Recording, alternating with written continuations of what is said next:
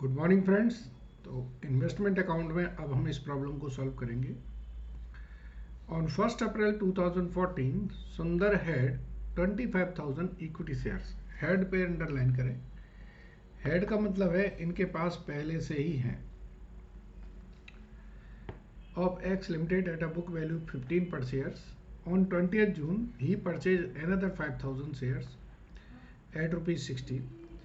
The director of X Limited announced a bonus and right.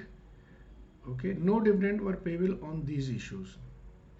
The terms of the issues are under. Bonus मिला है हमें 16 अगस्त 2014 को। Right है 31 अगस्त 2014 को। Due date है 30 सितंबर 2014। Share holder can transfer their right in full or in part accordingly सुंदर सोल्ड 33(1)(3) of his entitlement to Sekar for a consideration for 2 rupees per share. Dividends for the year March 14 at the rate of 20% were declared by the company and received by the Sundar on 31st October 2014. Dividend for the share acquired by him on 20 June are to be adjusted against the cost of the purchase. 15th November, Sundar sold 25,000 equity share at a premium of rupees 5 per share. ठीक है। So friends basically ये एक अच्छा example है। Varieties के questions adjustment इसमें आ गए हैं। करते हैं इसको, आपको काफ़ी क्लैरिटी आएगी इसका करने से। चलिए शुरू करते हैं। सबसे पहले देखेंगे हम कि ये बुक्स किसकी हैं। तो ये सुंदर्स की बुक है। तो सुंदर की बुक्स में आप अकाउंट बना रहे हो इन्वेस्टमेंट अकाउंट। ठीक है, सुंदर की बुक्स में इन्वेस्टमेंट अकाउंट बन रहा है और जो शेयर हैं वो किसके हैं, एक्स लिमिटेड के। तो equity shares of x limited.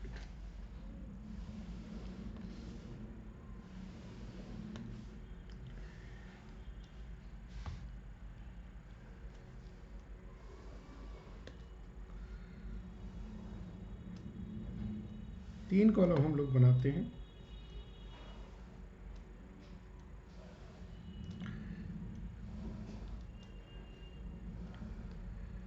एक कॉलम होगा नंबर्स का, शेयर्स का। दूसरा कॉलम हम डिविडेंड के लिए रखते हैं। तीसरा कॉलम हम अमाउंट के लिए रखते हैं।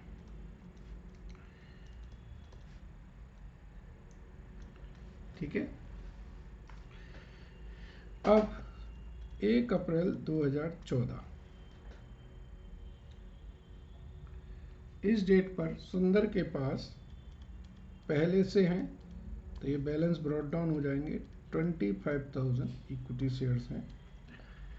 कितनी वैल्यू पे रखे हैं, 15 रुपये पर शेयर पे इन्होंने खरीद रखा है। ठीक है, 25,000 15 रुपये से इनकी जो कैलकुलेशन करके आएगा तो इट विल बी 3,75,000। ओके, ठीक है। 20 जून 2014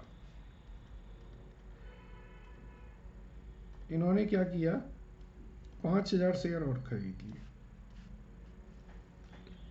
कितनी प्राइस पे, 16 रुपये पर शेयर पे। तो अब इनके पास 80,000 शेयर हो गए। मैं एक वर्किंग नोट यहाँ बना लेता हूँ, इससे मुझे इजी पड़ेगा।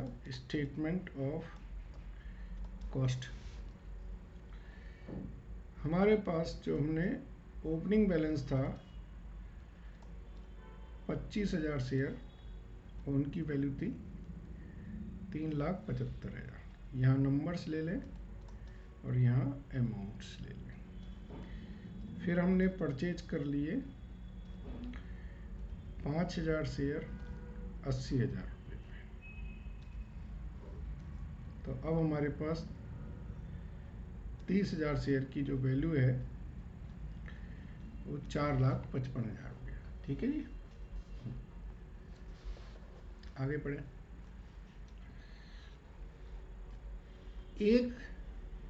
16 अगस्त को कंपनी ने बोनस शेयर दे दिए 1:6। सो बोनस आया है 1:6 में, दैट इज मेरे पास 30,000 शेयर थे,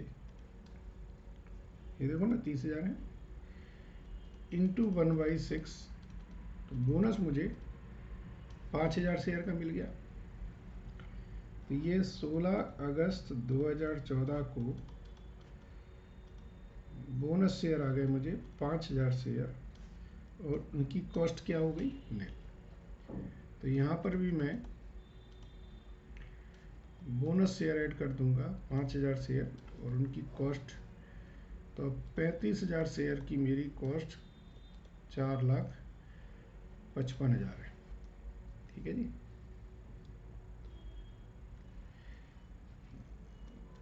राइट शेयर दिया है इन्होंने 3:7, यानी कि 7 शेयर पर 3 शेयर का राइट। 35,000 शेयर है, बोनस के बाद 15,000 शेयर का राइट ले लिया। अब राइट मिला है, राइट शेयर नहीं है। हमने क्या किया है, 1/3 हमने सेल कर दिया राइट। सो 1/3 राइट सेल किया है, दैट इज 15,000 शेयर का राइट था, 5,000 शेयर का राइट हमने सेल कर दिया at the rate of 2 rupees. तो सेल ऑफ राइट से मुझे कितने पैसे मिलेंगे, 5,000 इंटू 2, 10,000 रुपये। ठीक है, इसका मतलब है 2/3 राइट शेयर हमने परचेज करे हैं, यही हुआ। तो 2/3 राइट शेयर हमने कितने पे परचेज करे हैं, राइट आया था हमारे पास 15 रुपये पर शेयर पे, ये देखिए लिखा हुआ है 15 रुपये पर शेयर। सो इसकी जो पेमेंट है 30 सितंबर तक करनी है मुझे। तो 30 सितंबर तक मैंने 10,000 राइट शेयर परचेज कर लिए 1.5 लाख रुपए में। ठीक है, चलिए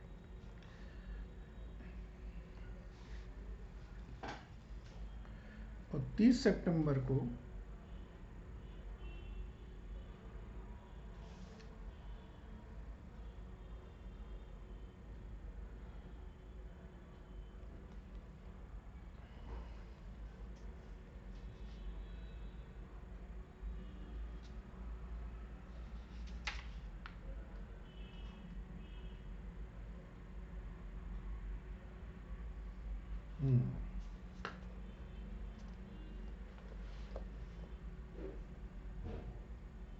कैलकुलेटर चाहिए पड़ेगा इसके लिए, तो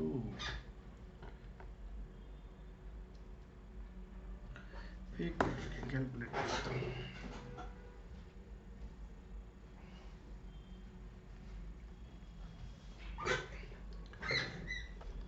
इसके बगैर तो, कैलकुलेटर के बगैर तो काम नहीं चलेगा। 3,75,000 प्लस 80,000, ठीक है।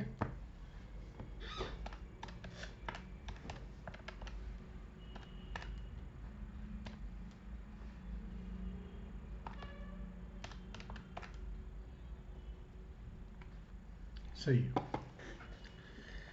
ठीक है।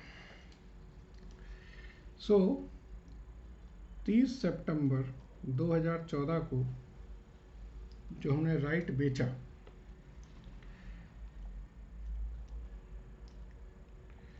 उससे हमने अपनी कॉस्ट कम कर दी।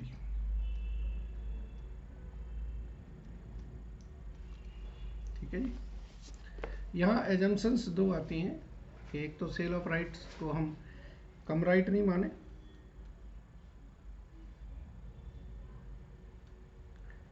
एक तो हमने परचेज किए राइट शेयर 10,000 शेयर 1,50,000 के, और दूसरा हमने राइट अकेला बेचा है 10,000 रुपये में। तो एक तरह से अब 45,000 शेयर की जो कॉस्ट है वो 5,95,000 हो गई। ठीक है जी, ये 45,000 शेयर की कॉस्ट है। जैसे जैसे सीक्वेंस गई है वैसे वैसे मैंने इनको ले लिया है।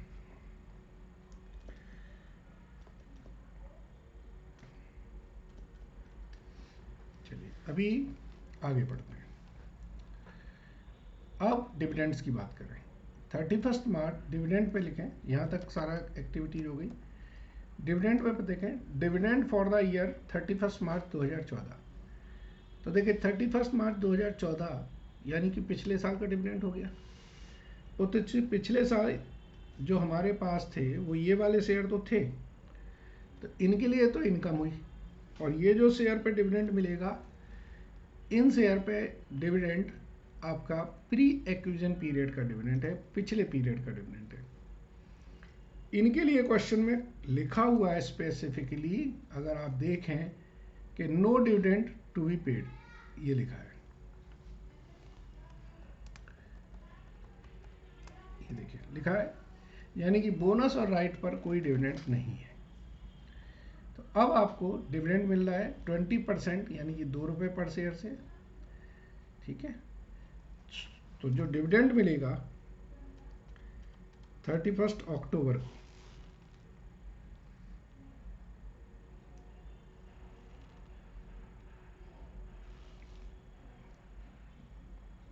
अच्छा ये मैंने आपको एजम्पशंस बताई थी कि जो सेल ऑफ राइट होता है, ये सेल ऑफ राइट आप कॉस्ट से तब कम करेंगे जब आपकी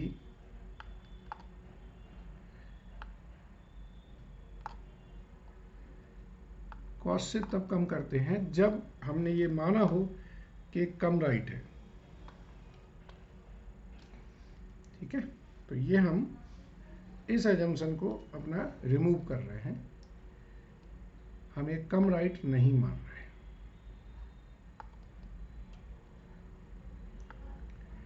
तो ये हम सीधा सेल ऑफ राइट को जो है ना P&L में ट्रांसफर करेंगे।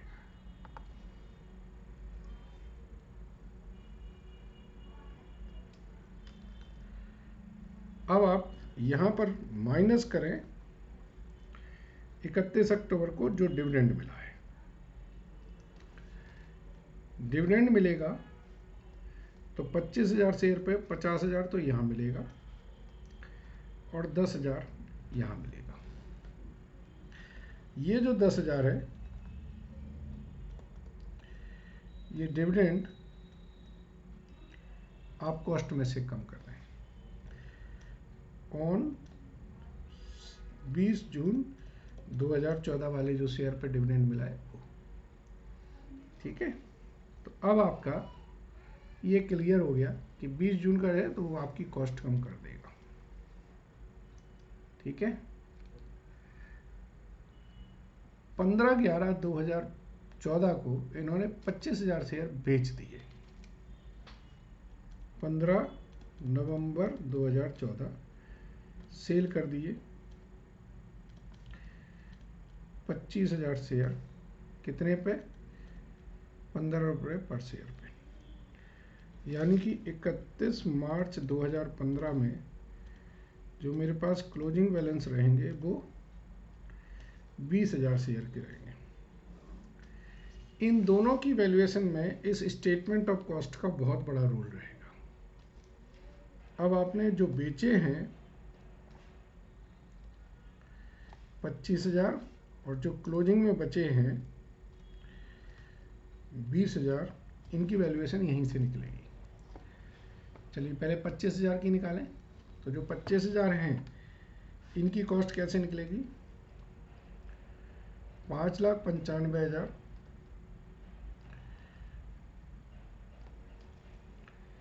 5,95,000 डिवाइडेड बाई 45,000 इंटू 25,000, ये हो गया मेरा 3,30,556 रुपया। ठीक है, तो जो बचेंगे शेयर वो बचे 2,64,444 के। तो जो 20,000 शेयर हैं इनकी कॉस्ट आ जाएगी 2,64,444। ठीक है, अब जो तीसरा जो सबसे इम्पोर्टेंट पॉइंट है वो है प्रॉफिट ऑन सेल ऑफ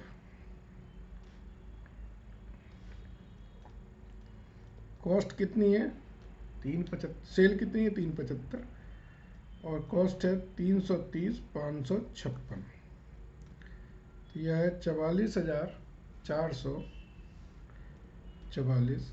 ये हमारा P&L में जाएगा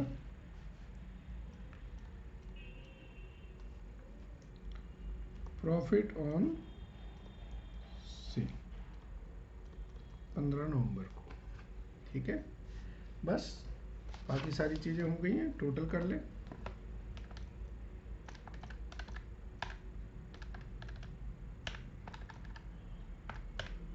ये हमारा टोटल आएगा 649,444।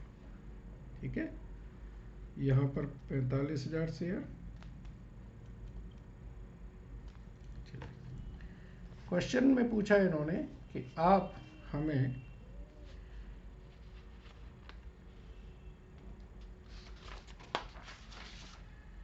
प्रॉफिट एंड लॉस अकाउंट और बना दीजिए, पूछा है। Yes, so profit and loss account बनाए।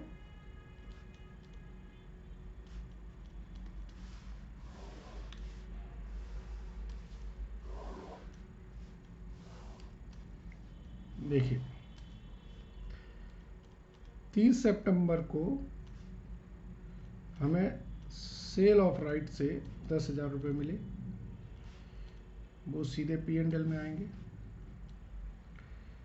31 अक्टूबर को हमें डिविडेंड मिला, 50,000 P&L में आएंगे। और 15 नवंबर 2014 को प्रॉफिट ऑन सेल वह हमारा 44,444। ठीक है जी, तो ये तीनों चीज़ें हमारी P&L का पार्ट हैं। तो ये टू कैरी डाउन 104,444। ठीक है, आप यहाँ पर भी कर सकते हैं, डिविडेंड अकाउंट का टोटल करेंगे तो ये आएगा आपका 50,000